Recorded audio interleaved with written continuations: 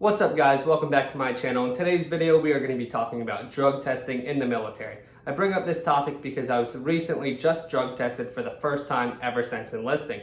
I've been in the military for about 6 months now, and the only time I've ever been drug tested was on my initial day at MEPS and my first week of BMT. So if this video helps you out at all, please go ahead and leave it a like and subscribe to my channel for more future content. So how does drug testing exactly work in the military, and how often do you get drug tested when you are in the military? All pretty much depends on their random selection in their computer database. So there is no set amount of time until your next drug test. It's all 100% random. Your name gets drawn from the computer system and then they send for you and they call you down to get drug tested.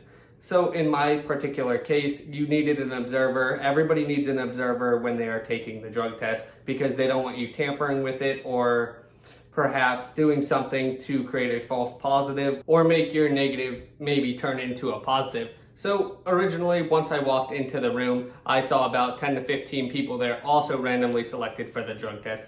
Pretty much go up to the counter, sign in, do all that, give them your CAT card, they verify it's you, because once you get sent to take this drug test, you have to immediately go there, don't do anything else, because you have been assigned to take a drug test that day. Also, after you sign in and you are waiting in the lobby, they have you take off your jacket and put it on the back of your chair because they don't want you wearing anything. You also have to roll your sleeves up if you are wearing a long sleeve because perhaps they don't want anybody, tampering with the drug test or making their negative drug test turn into a positive. Perhaps they have something on them that will help them do that. They make you wash your hands before you go in and then wash your hands when you come out.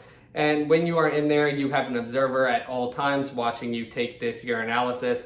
They have to keep their eyes on the cup at all times so that you don't tamper with it or do anything to destroy the test or make an invalidated test. So the observer in my case was a staff sergeant. That's not his typical job. You have the Army there, every other branch there, and who the observer is usually a random person that gets selected to actually go in there and administrate the test. They have to watch at all times while you are taking the urinalysis. So when you are taking the urinalysis, it's their job pretty much to keep their eyes on the cup at all time and say what is happening. Also, I asked this staff sergeant how often did he get drug tested in the military. He told me he went a full 2 years without ever receiving a drug test. I know some people that have been in for a year and they've never been drug tested as well. He also said that after his drug test that he took it after a full 2 years of never having to take one, he got assigned to take another test the month after, and then another month after he got to take another test. So it's pretty much all 100% completely random. You don't know when you are going to take a drug test. You don't know how many times you're going to do it.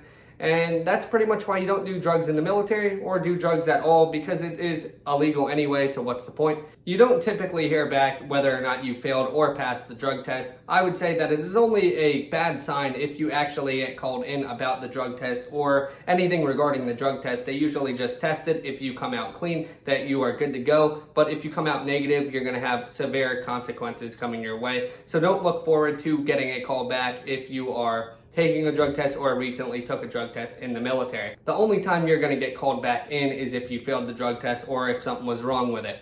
So if this video helped you out at all, please go ahead and leave it a like, subscribe to my channel, and I'll catch you guys next week with another video.